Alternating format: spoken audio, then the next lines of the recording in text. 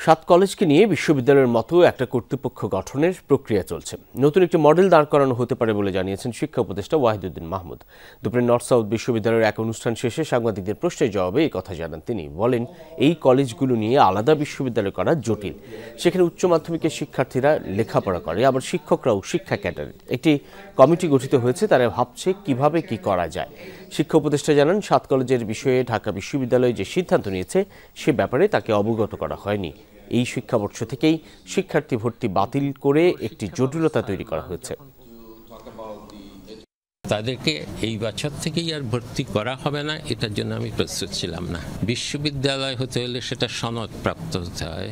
সনদপ্রাপ্ত না হওয়ার আগে আগাম ভর্তির কোনো কিছু করা সম্পূর্ণ বেআইনি।